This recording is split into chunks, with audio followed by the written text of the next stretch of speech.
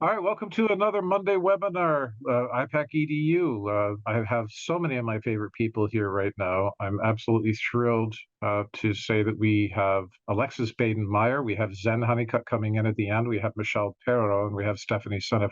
What am I doing tonight? Tonight, I want to point you guys to a resource that you really need to know about.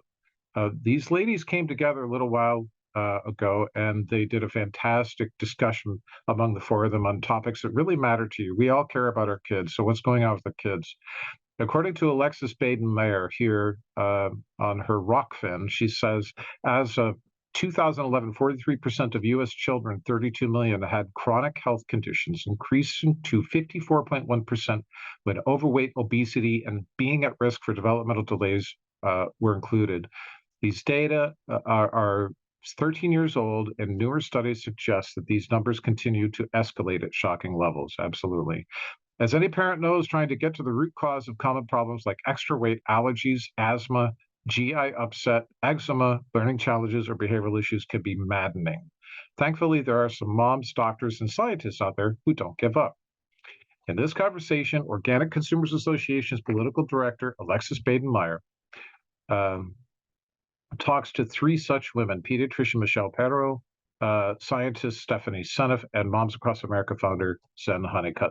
These three super sleuths investigated common toxic exposures, widespread health disorders, and the medical literature until they identified a central factor in what's making our children sick: foods that have been genetically engineered to soak up Monsanto, now Bayer, glyphosate-based Roundup weed killer.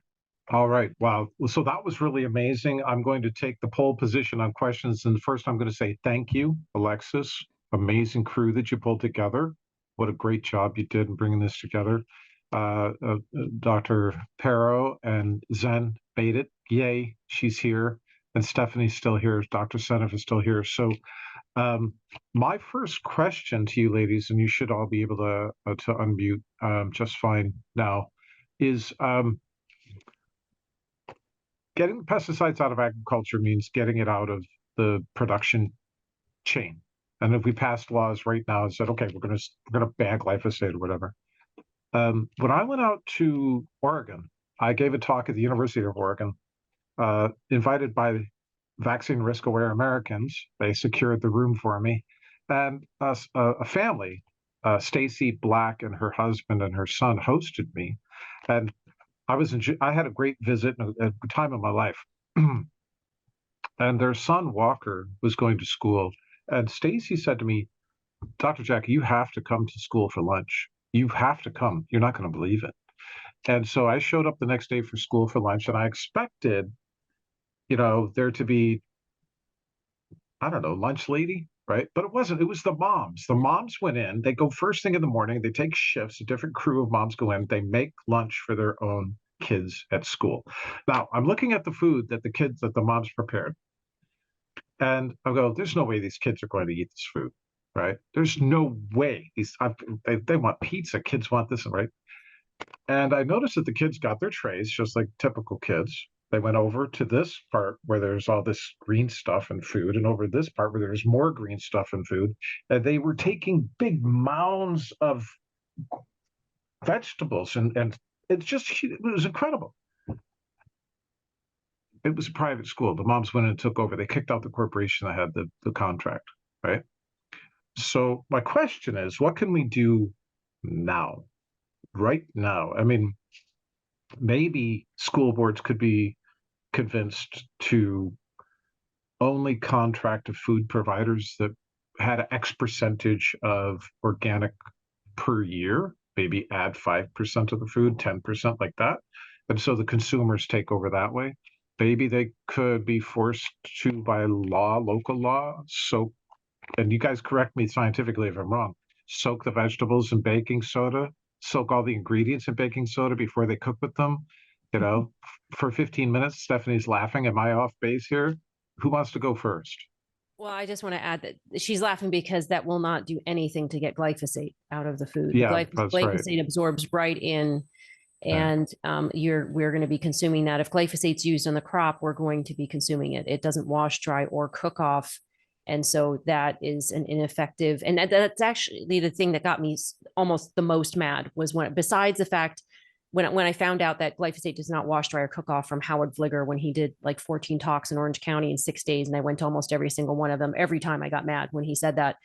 And then I was also very mad when I found out that Kellogg's was making the same cereal for us as they were in Europe, but in Europe there were no GMOs, right? There's no, artificial food dyes and chemical, all these different things. So they're making cheap food for us in the United States because they can get away with it. And that's the problem. We have been too complacent. We have not known about it. Our politicians have been bought out. And so these actions have not been taken.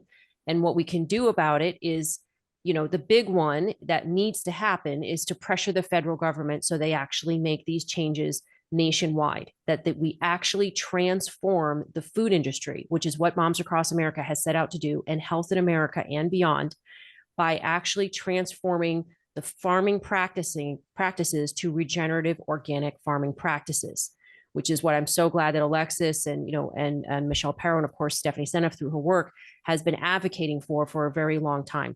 That must happen.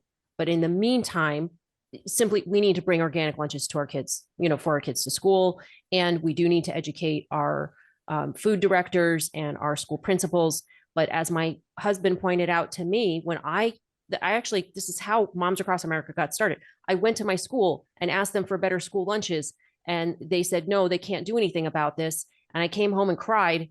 And, as I showed him genetic roulette, and the school principal didn't believe that any corporation could be that evil.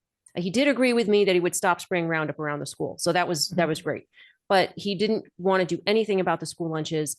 And my husband told me, Zen, this is bigger than one school across the street. This is a national issue. You have to play a bigger game.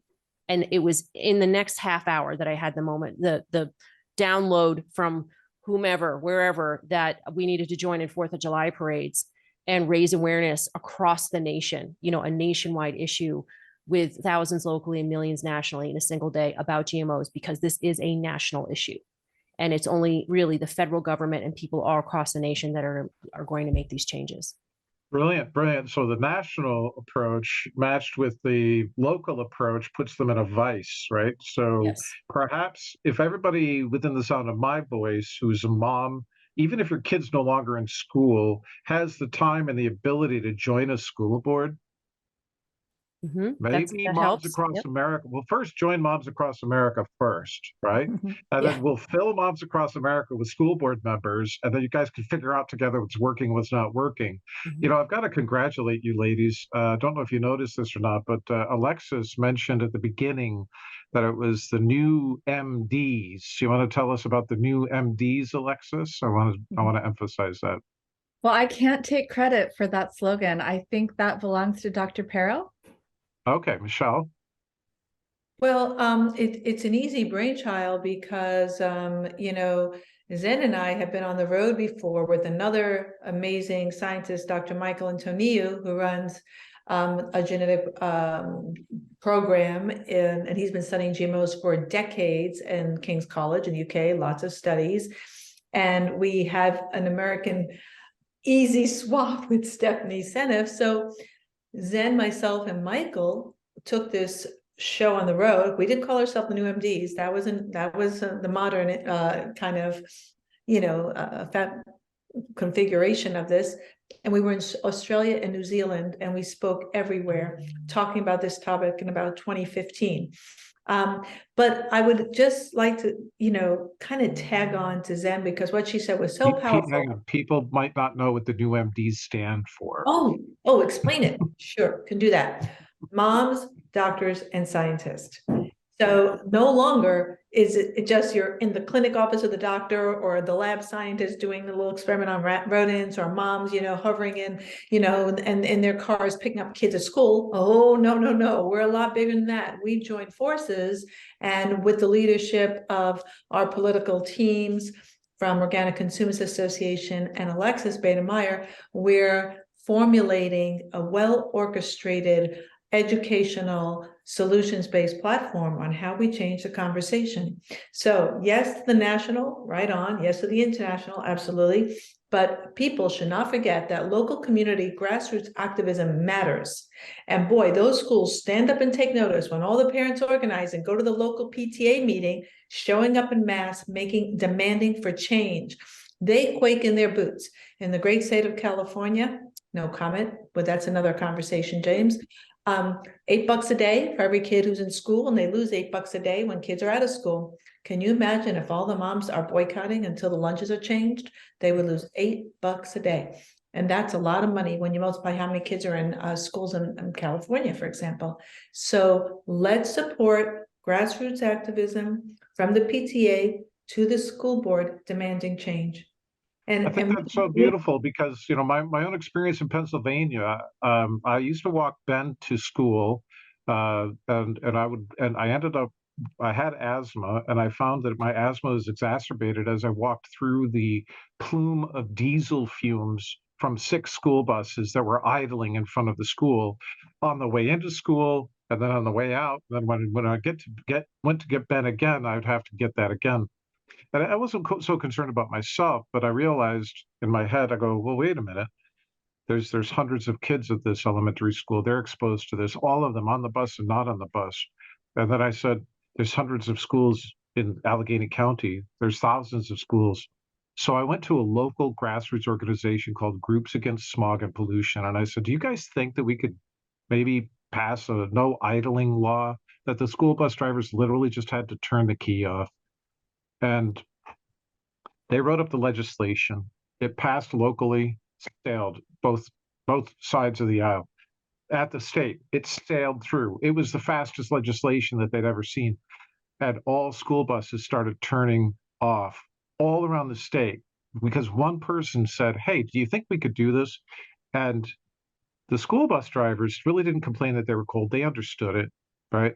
But the kids got more snow days because the fuel lines would freeze on cold days if they shut off the buses. So the buses couldn't run on at certain temperatures. That's fine. They just extended the school days into the summer and started them earlier. So that's the kind of grassroots that is totally possible. Yeah, I think showing up at PTA is great, but your real target, Maya, is it not the legislature that you know, working together, going to the PTA and say, the answer is you can't do it, then work with us as parents to talk to the legislature to change the rules so that you can. Not only so that you can, but so that you must.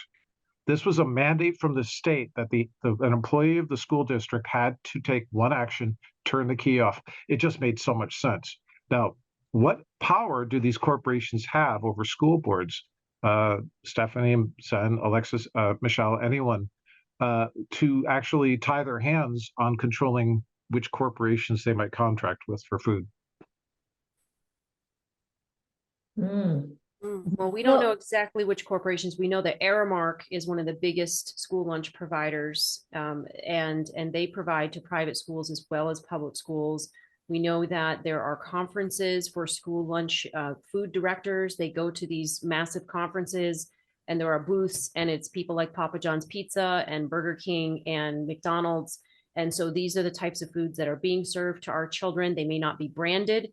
Until the Impossible Burger, by the way, which I know Michelle Perro can go off about for about an hour. You know, the Impossible Burger is the first branded food that's in our school lunches, and it's an atrocity. Yeah, so all these other school lunch, you know, the pizzas and the chicken nuggets and all of that, they're all fast food, and they're all from these large corporations. And you know, of course, the food directors are given treats and perks and, you know, all kinds of lovely vacations to go to these conferences and to sample this food and then choose what food is going to be served to their students in their school. But the majority of them are from, you know, fast food places. And that's the major problem, is that this is a federally funded school lunch program. And many of these schools have been gutted. They don't even have mixers to mix, you know, like, for instance, the breading on the chicken nuggets. All they do is get these trays of food from a truck and they put them in a microwave, or, you know, first a freezer and then a microwave. They're microwaved in plastic. Goodness knows what kind of PFAS and phthalates are, you know, in the food because of the plastic. And then the food is put in, you know, containers or just given directly to the students on these trays. So many of these schools no longer even have the capacity to make their own food. And that's why we did over 40 school lunch samples, because this needs to be addressed at a federal issue, federal level. I'm sorry, repeating myself from the video that we just watched, but I just want to reiterate that. Yeah. No, it's brilliant. It's actually brilliant. So some of the tactics that we happen to know about are, did you know that it's illegal for any business or state entity to use federal funds under a no-bid contract for anything valued over $7 million? So Aramark better have to bid for their contracts for the food supply. If they're not bidding in all 50 states against competitors, then there's an illegality to that. I just wanted to share that. I'm not a lawyer. Check with your lawyer. We don't practice law here at IPEC EDU, but it's worth looking into. Stephanie Setup, I wanted to ask you about, I want to go back to the question of soaking and baking soda, because my understanding, correct me if I'm wrong, because here I am teaching environmental toxicology. I better get this right, okay? Does soaking in baking soda for 15 minutes remove 90-something% of the pesticides, excluding glyphosate? I don't know, actually. I don't know how much it removes, Okay. but I'm aware of that as a way to rinse off some of the, the stuff that's sprayed, most of the insecticides on the fruits. You can wash things off. It's certainly helpful, but it won't wash off the glyphosate. The glyphosate is embedded in the tissues of the crops, of the plants. The reason why I came back to that was because there's a lot of people can't afford organic, and yet they have to feed their kids. And so don't feel helpless, right? You can still do something to get some of the, and this is the reason why I came to you for it, Stephanie, tell us which chemicals you think are synergistically toxic with glyphosate. Oh gosh, well, lots. And it's mostly because glyphosate disrupts the body's ability to detoxify other things.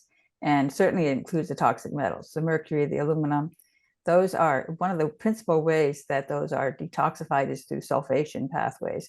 And sulfation is a train wreck from glyphosate. Glyphosate is such a mess for sulfate. And that's a lot of what my book is about. And sulfation is also essential for many of the fat-soluble toxins. Glyphosate is water-soluble, but it messes up the ability for the liver to convert fat-soluble compounds into water-soluble compounds that can then be released through the kidneys. They can travel through the blood, go to the kidneys, get excreted once they're water-soluble. But to make them water-soluble, you have to supply. There's enzymes in the liver called cytochrome P450 enzymes that modify the molecule. And then there are other enzymes, sulfation enzymes, that put the sulfate on. And those two steps are really useful for making that, for being able to clear that toxin and get rid of it. So those are busted. Those enzymes are busted by glyphosate. So all of these fat-soluble toxins, many of them are insecticides and probably the PFAS. I mean, all these nasty things that we're exposed to. P. cresol that's produced by the gut bacteria, the Clostridia toxins. Those need to be sulfated also to get them removed. And so this glyphosate collaborates with these other toxins to make them much more toxic by virtue of impairing the liver's ability to detoxify them. Okay, another question I'll throw it out there is we know that there are pesticides, insecticides, herbicides that can kill the microbiome of bees, right? So the food supply in schools, it would be very interesting, I think, Sen, to see a study of the microbiome of children who eat organic during lunch at school versus eat school lunches. I think you might see a large impact there. Do you know of any study like that yet? I know that Just Thrive, I'm sorry, I don't know the name of the owner right now, but Just Thrive is a probiotic company, and the owner did a study showing the exposure of the gut microbiome and certain bacteria to glyphosate and how it degraded, the balance of the microbiome, and then actually exposed it to the probiotic and showed an improvement, even though glyphosate was present. So I know that there are certain probiotics that can help with that. We also know that there have been several studies showing that families who switch to an all organic diet within 1 week, about 60 or 70% of the pesticides. I do not know if this included glyphosate. I think some of them did.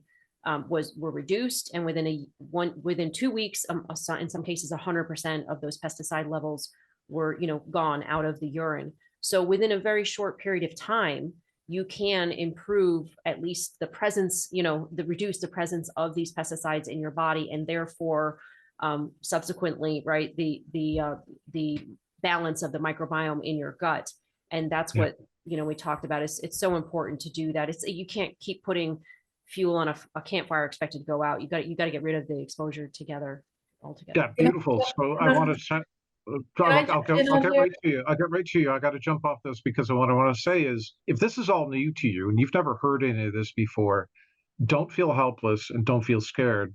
Do something right now. Do something right now. Whether it's start going organic. Make a plan.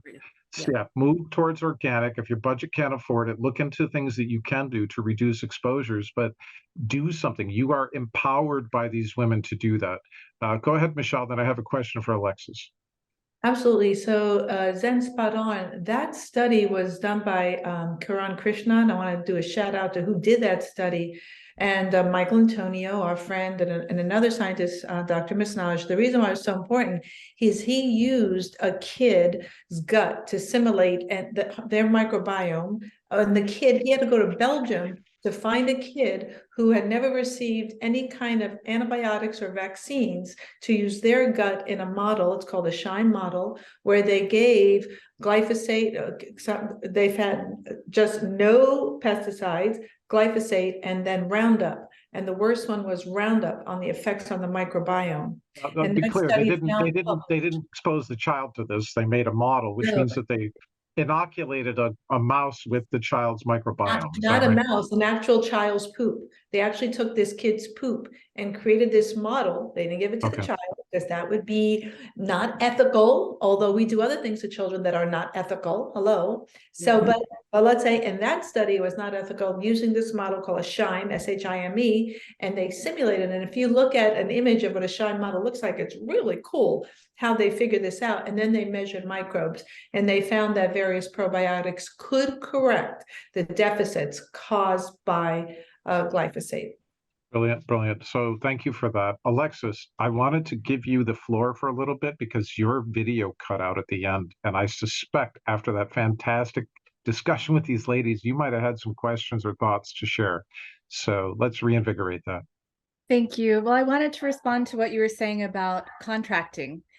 Zen already mentioned that it's very big contractors who get the bulk of this, but it really is the problem. It's like you're a parent, you live in the neighborhood, you can participate in the PTA. This is your school right here, but all of these decisions are made at the federal level, and it's through the Child Nutrition Act that gets reauthorized every few years in Congress and changed very little. And the corporations have the lock on it. And then the federal government is doing the bulk of the purchasing. So a school gets about $1.30 to spend per child. And that has to cover everything. That covers labor, equipment, electricity, like anything related to the school. So of course, that's why you walk into your school cafeteria and you're looking for the kitchen, and you're not seeing one because it doesn't exist. There's just like some microwaves and this stack of trays that got delivered by a truck, and they just put everything in the microwave and then it goes onto the trays for the kids. It's like they're basically this. The reason why this is such a messed up system is because the parents, the PTA, the principal, they don't have any power in this situation. Basically, the federal government controls school lunches. They're buying it. They mostly do it not by giving $1.30.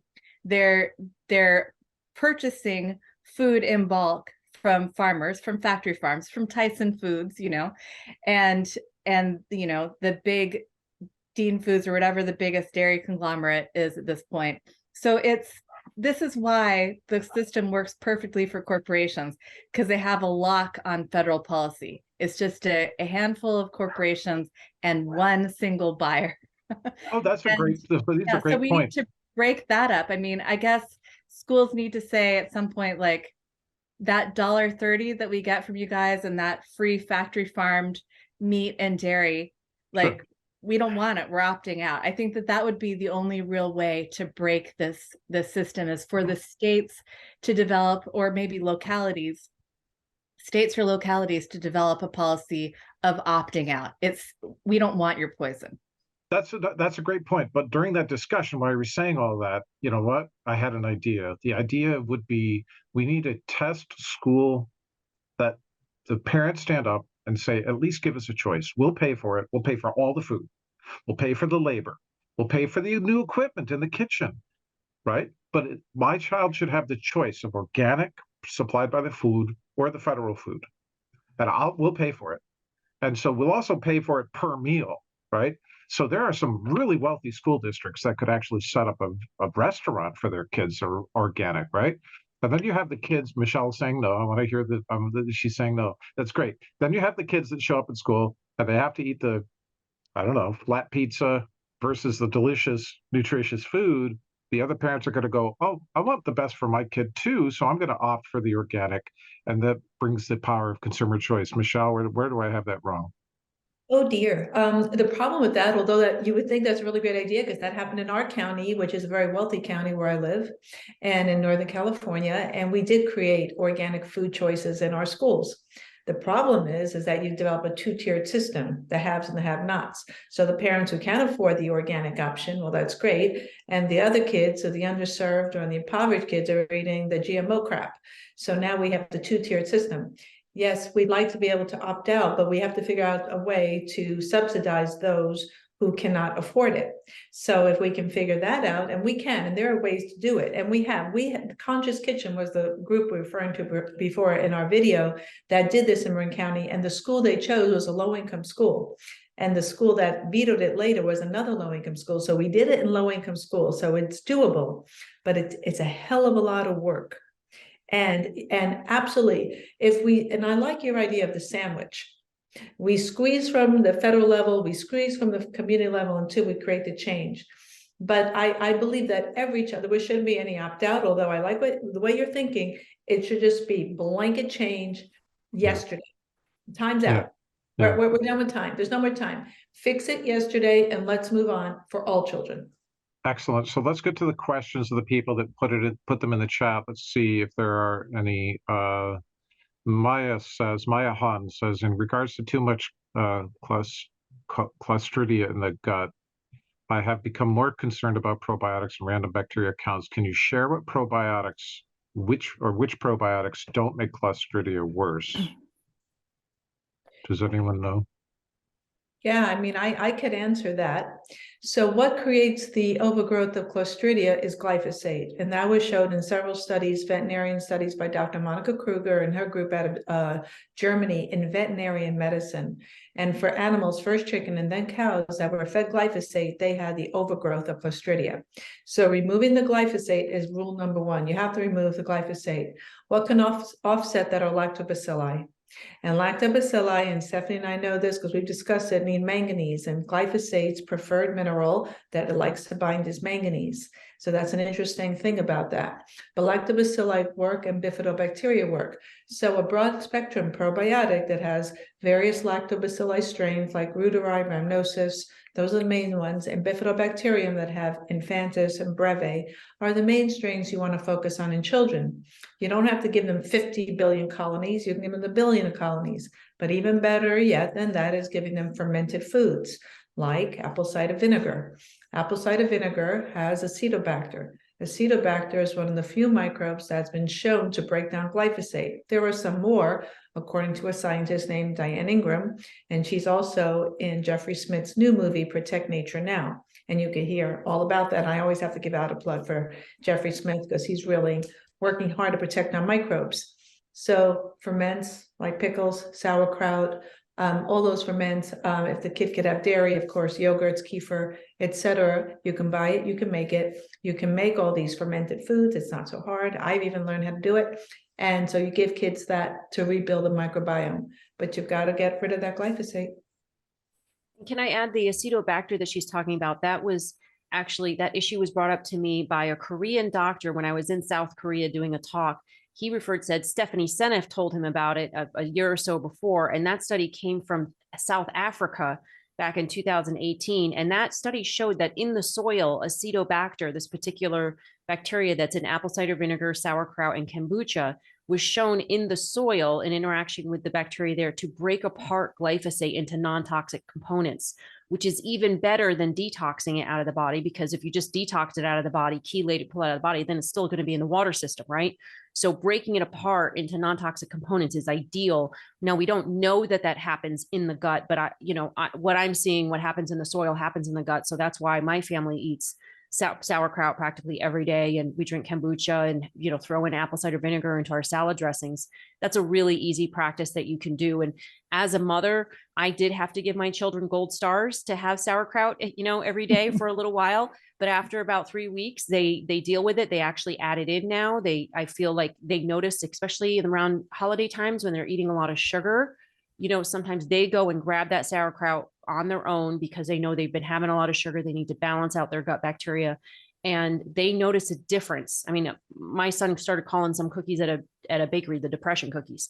Like, they notice a difference in their how they feel when they have a lot of sugar, GMOs, wheat, probably sprayed with glyphosate, all those kind of things. They can feel the difference, and that's what we want to go for. We want to go for children and adults making better choices because they know how they feel when they eat those foods. That's absolutely brilliant. So, Michelle, I wanted to get a guest lecture from you on the microbiome in our microbiome course. We called it a master class because we had 6 experts and one non-professional microbiome guy, just a biologist, saying this is what a healthy microbiome looks like. Because you have so many dimensions to this, and Zen, thank you for that. That's going to be immediately helpful to people that I know and love. If I can get them to eat sauerkraut once in a while, depression cookies. So we have a question from Dane, who wants to know, in addition to the other things that we've asked and talked about, are there any other no-brainer ideas about what people can do right now about the problem of food in school? I guess one thing would be for parents to start having their children bring an organic lunch to school, bring their own lunch to school and refuse to eat the school lunch. And if we can get a whole movement around that in a community of parents, the school might start to notice that their school lunches are not going over very well and not too many kids are eating them. And it might even put pressure on the other parents to say, oh, this kid's bringing in this organic lunch, maybe I should do that too. And you could really encourage a movement along that direction, just like you would refuse to buy the toxic food at the grocery store, refuse to buy it at the school, and get the school to wake up to realize we're rejecting your food. We don't want it. And we have something else that's better that we're going to bring to eat for our lunch. That's incredible. So I'll double down on that. But just like I used to give my son, Zach, extra pencils to give to his friends who didn't have pencils, because he can come home from school sad because somebody couldn't find a pencil. Well, moms could make 2 lunches and send it in and say, here, give this to one of your friends. And then they can say, oh, my goodness, that was good food, right? And so then we can spread the news that way and put a little note. Yeah, that's a good idea, Michelle says. A bowl of organic rice and beans can cost as little as $1.65. So we're talking for $2, so less than $2, or maybe around $2, a sandwich maybe with some sandwich meat or peanut butter and jelly, less than $20 a week. You can have your kids go to school with organic lunches. And if you do have the means to double that up as you just suggested, James, then that would be very generous indeed. Yeah, and it's fun giving, isn't it? Spreading the news. So Elaine says the behavioral mental states, depending on what we were eating, was very interesting and alarming. Yeah, if mom's not happy, no one's happy. I caught that. Zan, it's too true. If we are seeing a lot of youngsters confused about gender lately, is there a physical basis related to our food, do you think? Who wants to take that one? Wow, I certainly think so. I've been thinking this for a long time. There's so many toxic chemicals in our environment that are endocrine disruptors. And I know Zen has talked a lot about that too. And she's worked on legislature to try to get them aware of the endocrine disrupting potential of glyphosate. That's really come up lately dramatically. Many different papers have come out recently that are showing glyphosate is an endocrine disruptor. And endocrine disruptors are going to mess up the development. And certainly with glyphosate, there you go, countdown. I like that. Absolutely. Yeah, tell us Yes, about that, Zen. Tell us about Countdown. So this book, she actually doesn't mention glyphosate in this book, but she has new studies that which Stephanie Seneff mentioned earlier about the anogenital distance in baby girls, where it's lengthened, and that shows the masculinization of baby girls. That's not mentioned in this book because it came out just afterwards. But in this book, Dr. Shauna Swan she talks about the endocrine disruptors, how our modern world is threatening the sperm counts, altering male and female reproductive development, and imperiling the future of the human race. And it is horrifying. This book is really, really scary and predicts that in the future, I mean, in the very near future, most of our men will not be able to procreate naturally. And then, on Countdown. Countdown. Did I get that right? Hold it right up there. I can't imagine any school board or other parents in the room not reacting to the news that the food that you're feeding our children in the school is altering their hormonal developmental trajectory in a way that might modify their sexual and gender development. That, to me, would be the winning argument in any room with rational beings. So, all right, so we're coming to a close here. Listen, I want to do something special. I want to share the screen again, and I want to point this out. The video that you saw is actually, I got to do this. Come on, wake up. It was actually part of a Rockfin channel that belongs to the Organic Consumers Association. Now, see this right? If you guys can see this right here, total earned in tips on Rockfin, which I don't have a channel there. You can tip the host of this video and support the organization. So I'm going to ask everyone who sees this, there it is, Organic Consumers. If you go to their channel on Rockfin, please follow. Oh, there you go. I got to sign in. I haven't been on Rockfin. Please follow, subscribe, and tip and share. Share that video. Share it everywhere, because you're going to hear again from Zen Honeycutt. You're going to hear again from Michelle Perro. You're going to hear again, aren't we, from Dr. Stephanie Seneff. She's unstoppable. Very soon. We are going to blow this up. And all the people on Popular Rationalism who read, I love you guys. I can't believe we're at like 40,000 reads a day. It's incredible. So that is your homework from IPAC EDU. This has been Monday Webinar Science Series, and let's see what we can do about blowing up that Rockfin. And thank you all. I want to talk to you ladies again a year from now, okay?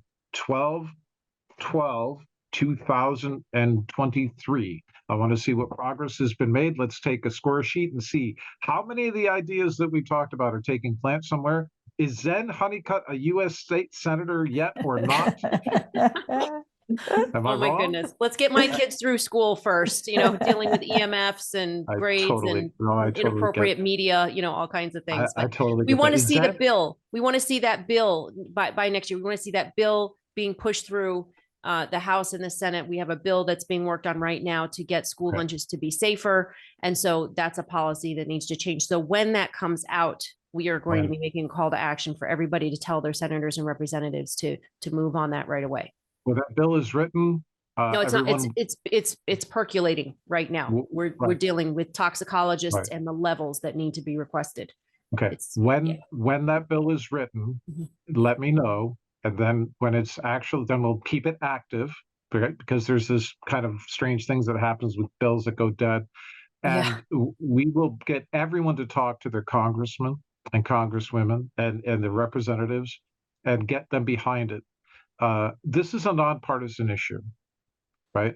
Although the food industry, big ag, might donate to this politician here or that politician there, they do it across the aisle. So let's make sure that we help Zen Honeycutt, Moms Across America, and other groups.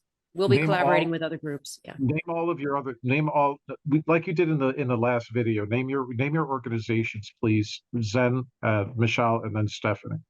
Yeah, momsacrossamerica.org. We also have neighborhoodfoodnetwork.com. So please check us out there as well. Okay. Michelle, where can people find you? You can find me at rhi.bio, Regeneration Health International, gmoscience.org. We've been around for 8 years. drmichellepero.com, lots of parent stuff. But I've got to give a massive shout out to Organic Consumers Association. Oh my God, they've been at it for decades. They're politically active, they're scientifically spot on, their content's phenomenal, they're focused on community, they're changing the world, one GMO free at a time. So OCA also, and I'm happy to be associated with them as well. Awesome, rock star. So, Stephanie Seneff, where can people find most of your stuff? I don't have organizations except for RHI, which I've joined up with Michelle on RHI, Regenerative Health International. I'm excited about that. We're trying to bring visibility to that page. And I have a webpage, stephanieseneff.net. And my book, Great. of course, Toxic Legacy. Toxic Legacy. Would you ladies do me a personal favor? Send me the links you want me to share on the Popular Rationalism website. We're going to push this out, but I want to focus on organic consumers primarily. But yeah, you guys are rock stars. Maya Han. Oh, by the way, does anyone have anything they want to say? I always do this because some people don't like just I'm going to mute everyone, but then now it allows everybody to unmute. Does anyone have anything that they want to say? Maya? You know me, Jack. I'm just so grateful that I was invited to the Zoom. Ladies, you guys are powerhouses of information. Every time I hear each and every one of you guys speak, I learn something new, and your message is so powerful. And thank you for all the work that you do. I am going to be sure I'm sharing this far and wide. I'm going to be sharing it personally in my own school with the mothers there and the MDSs all around. I love the new MDs. That's a great slogan. We're going to be using that. And of course, React supports all the work that you do, and God bless you all. Thanks, Jack, for hosting them. Well, it's an honor and it's a duty and a privilege. So, anyone else want to chime in? Sherry? Yes. Well, thank all you ladies for doing what you do. And a lot of my coming to was Zen was one of the first people that I found a while ago when he first started with doing the parades. And so my life has really changed, and those around me are really changing too. So thank you all, and so grateful for changing my life personally and those around me. It's keep going, and we can change more. And I'm going to be sharing with my family, and they've actually started watching my stuff recently. So it's really cool. So thanks again. And thank you, Jack, for bringing it all together. Well, I couldn't have done it without Alexa's bring the ladies together for that first round. So we're going to hear a lot more from these superheroes. They're great human beings. Stephanie Seneff is a great American. She might not be proud of America, but that's not exactly what she means. She means that she wants America to be able to be worthy of that claim again. It's a challenge from a wise woman. These are all wise women and powerful women. These are powerful women. So listen up. They're telling you, take care of your kids, love your kids, feed them good food. I love you all. Thank you so much.